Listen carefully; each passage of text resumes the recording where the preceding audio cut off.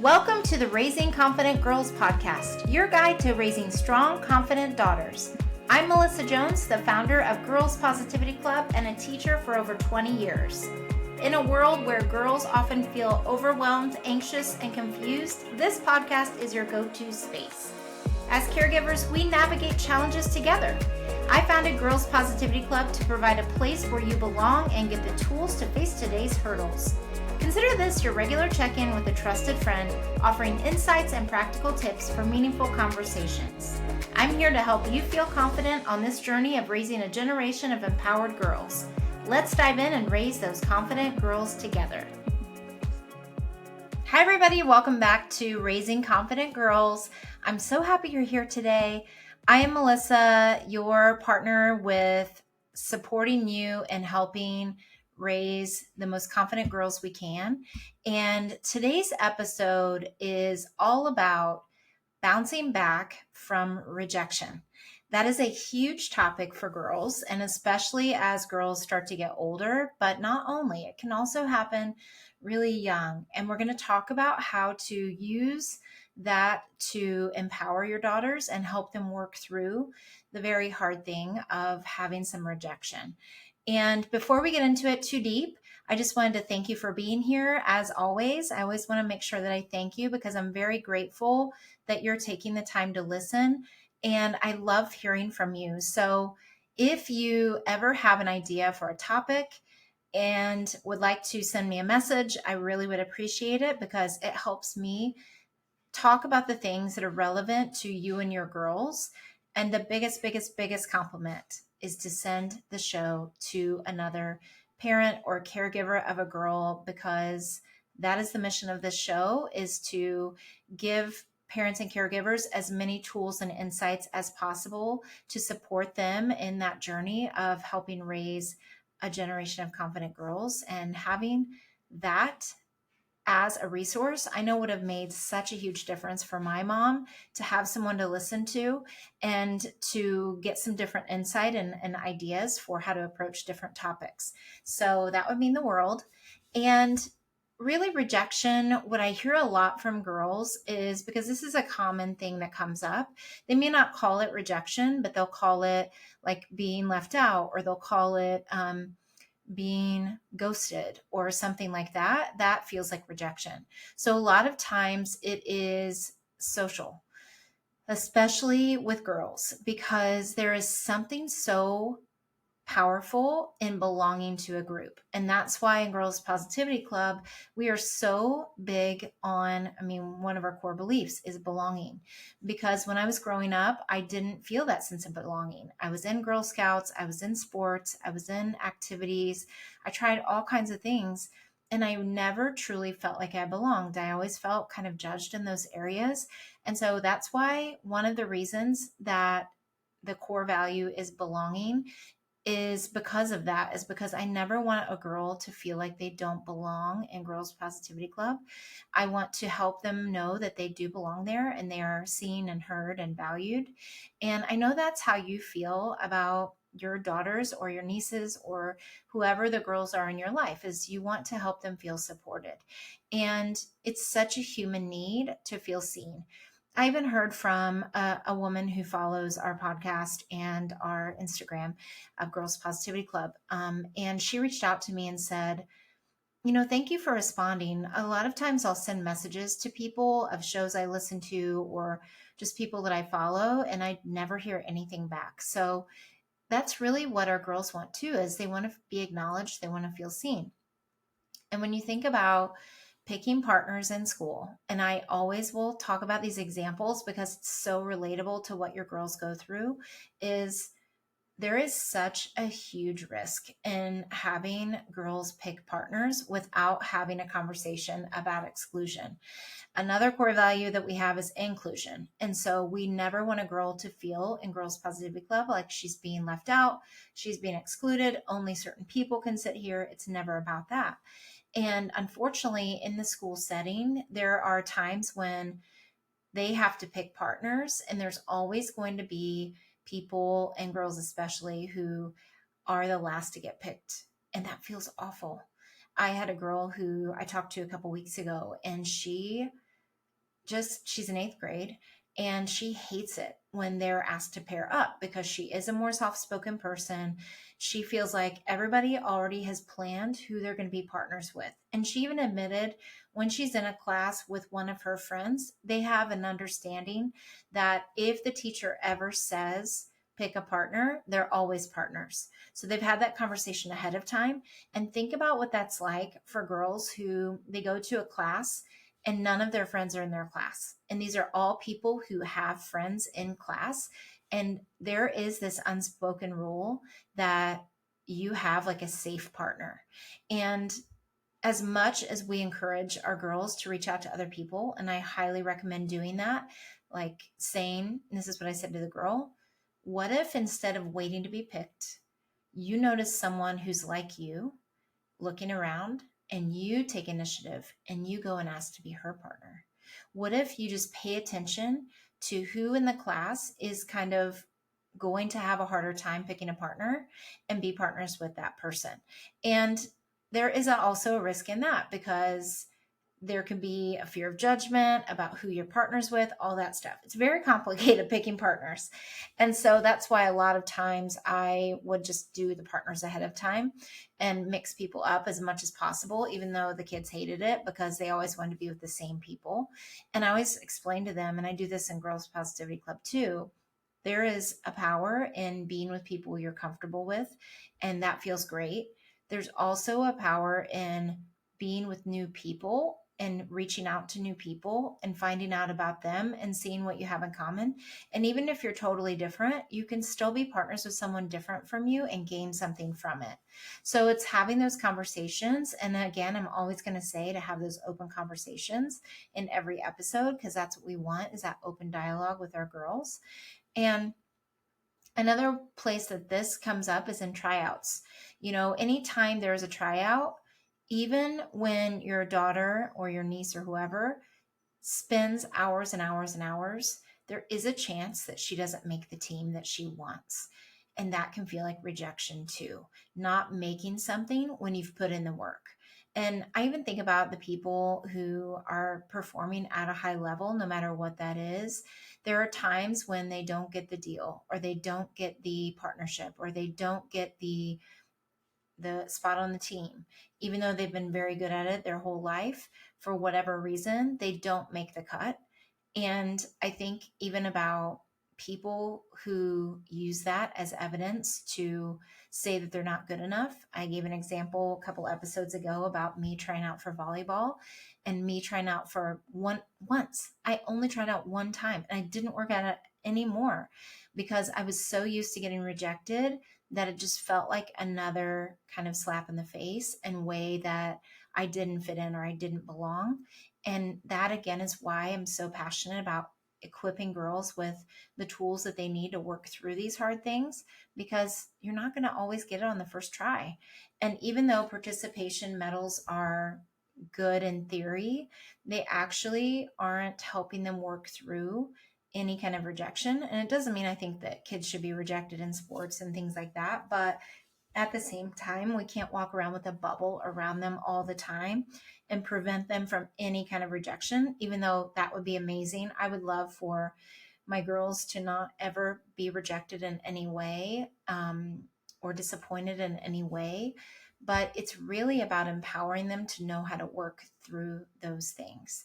And it's, even if you think about when there are crushes, it's liking someone. And then the biggest thing that is so hard for girls is when it's announced to people or it's leaked, or maybe they told someone who they thought was their friend, and then it's spread around the whole lunchroom that they like this certain person. And then the person finds out, and then maybe the person doesn't like them back in that way. Maybe they like them as a friend. But I think about this for myself in middle school. I liked this boy who was super popular and super athletic, and I was a nobody in his eyes and in my own eyes even. And because I wasn't in that popular crowd, and he only hung out with girls in that popular crowd. And somehow he found out that I had a crush on him.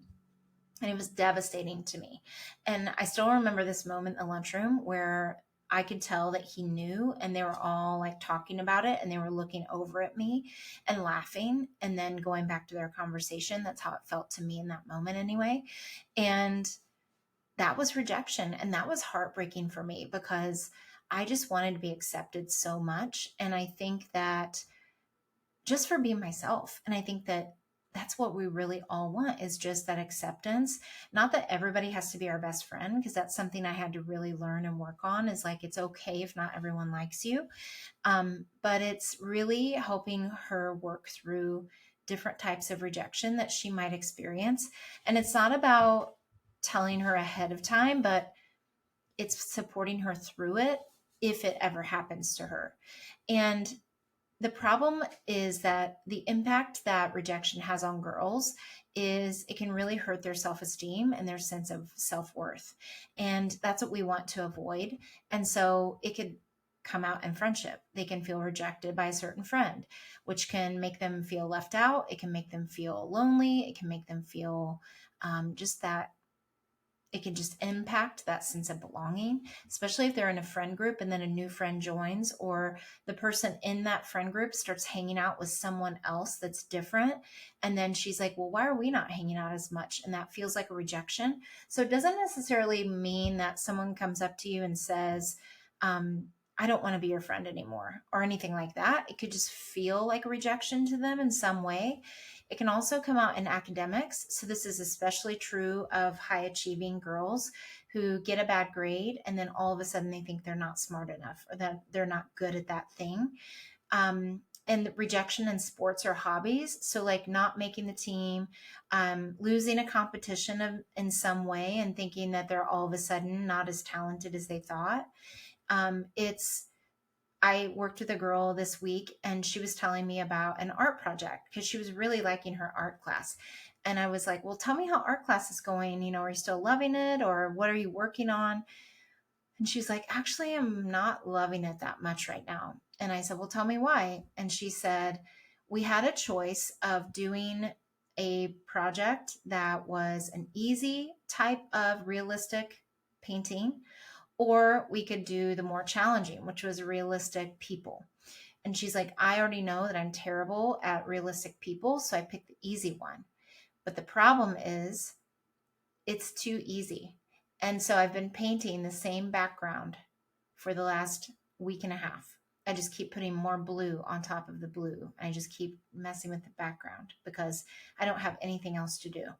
And that made me sad because I said, tell me why you were so afraid to pick the more challenging piece of art to do. And she said, I don't want to make a fool of myself because that would feel like a rejection. And I, I'm saying it would feel like rejection. She said, I don't want to make a fool of myself because I'm not good at it. I don't want people to see that I don't know how to draw people. Now, this is someone who is very, very talented. And it's a type of person who she's really good at it. And so she's very critical of herself. And so I said, well, what if you did a realistic type of painting that wasn't a person, but it was an animal? Would you feel more confident in doing that? And she was like, yeah, I never thought of that. I could have done an animal. And I said, did they say you had to do a person, like a full body person? And she was like, well, no, I just did faceless people. So like, I think it's Rembrandt. No, it's somebody, Monet maybe, who does like the faceless people. And she's like, no, I just took that and I just did that. I just chose to do faceless people because I'm not good at faces, realistic faces. And we talked then about the fact that when you are not as good at something, is it going to help you to just never do it and to avoid it? Or will it help you to really practice that one thing? Like maybe you work on eyes and you just keep working at eyes, eyes, eyes, eyes. And then you feel more confident in trying different shapes of eyes, different types. And then you move on to, whatever. And she was like, yeah, that's true. I didn't think about it. It just feels like such a high risk at school because I just don't want to be rejected. I don't want to feel like I'm different.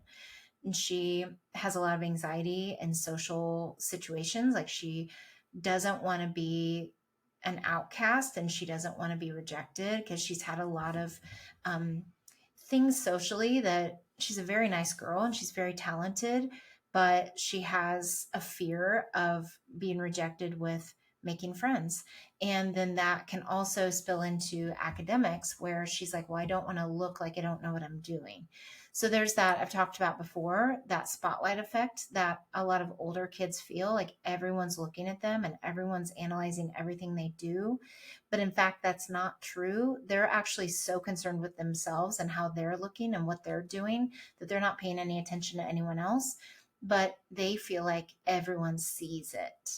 So again, instead of dismissing it, it's acknowledging it and helping her work through it. So my way of doing that wasn't to say, oh yeah, you should never draw people because that's not, you're not good at that. I would never say that to her because she is good at it.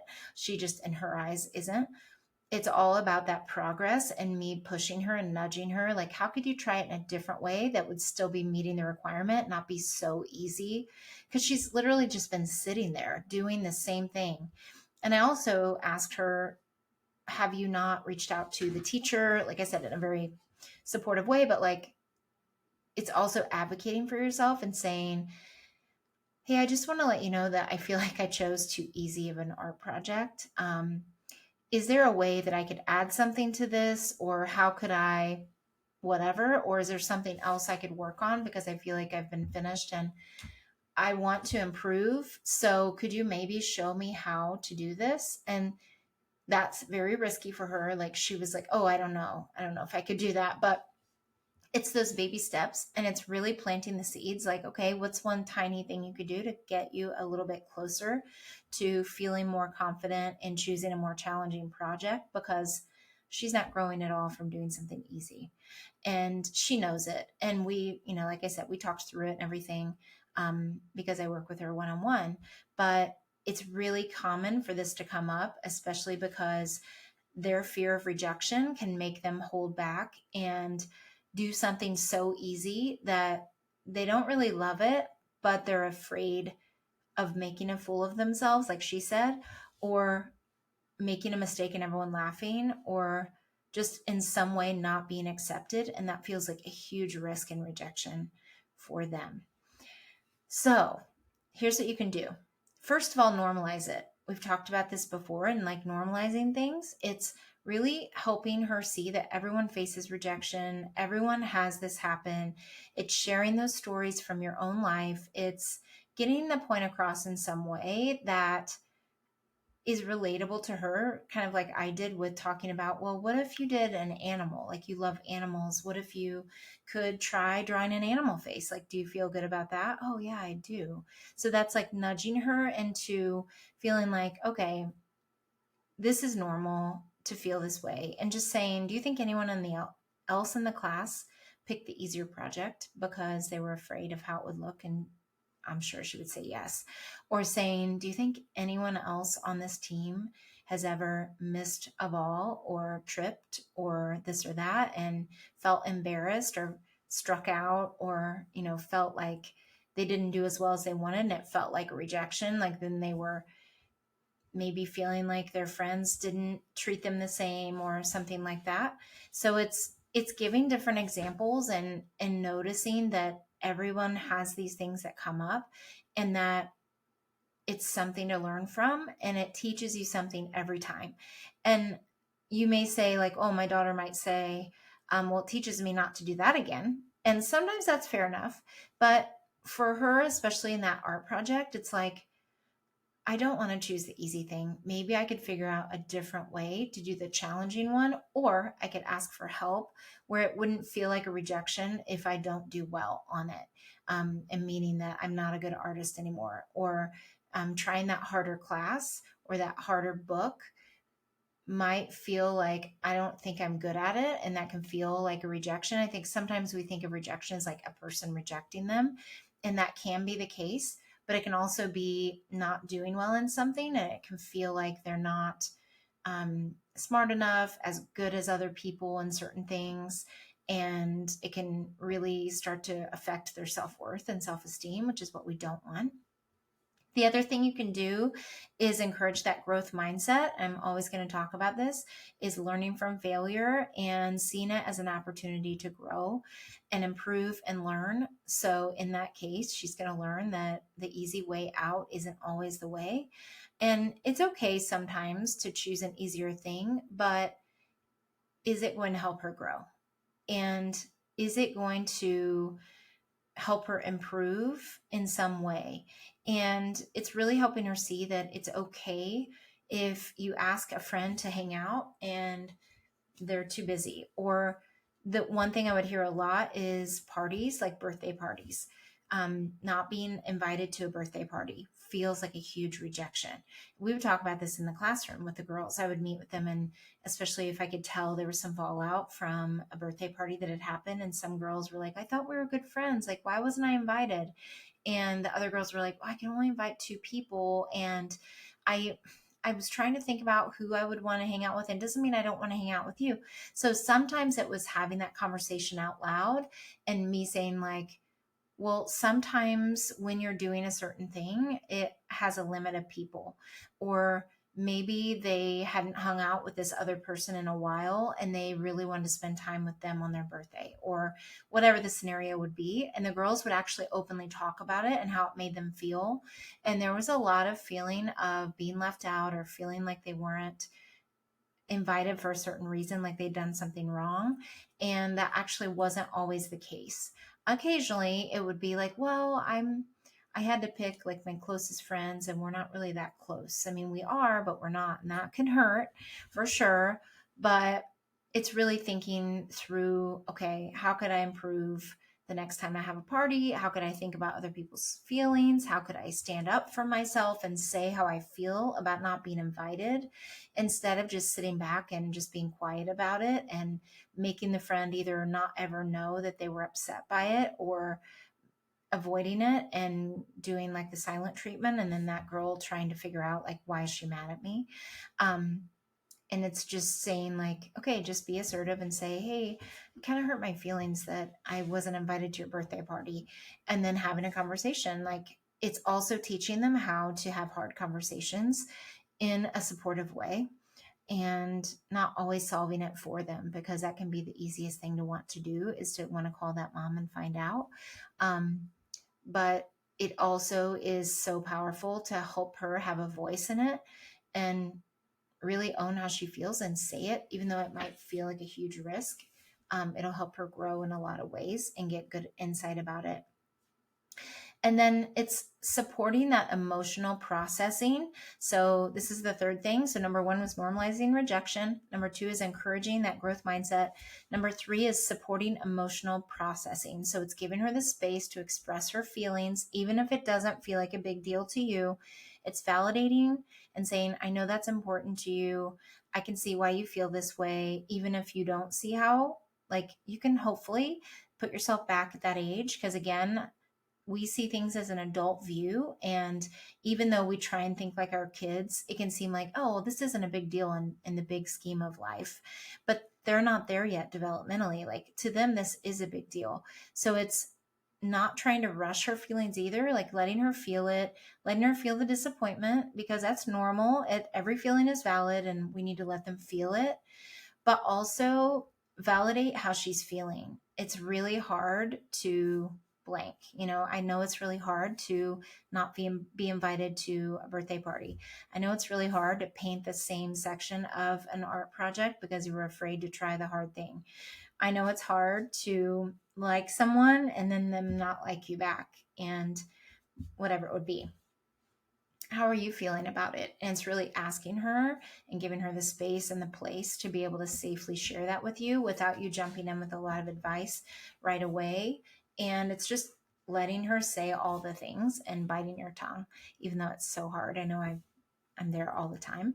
And then the fourth thing is to encourage her to keep trying. That's what we want for our girls to do, is not to give up, to keep trying, to keep moving forward, and to reframe the setbacks as new opportunities. This isn't always easy, but it is something that's so important for us to teach our girls, and to be like, okay, what's one small step that will get you closer to that thing? Or what's something you'd like to try again? How would you change it? If maybe she's the person doing the birthday invites, it's like, okay, these other two people were upset that they weren't invited. What would you do next time? Oh, I would choose to go to this other place where I could have more people. Or maybe I would make separate, sleepover times or hangout times with different groups of friends for my birthday. Would that be okay? And it's really thinking about it in a new way and to keep trying.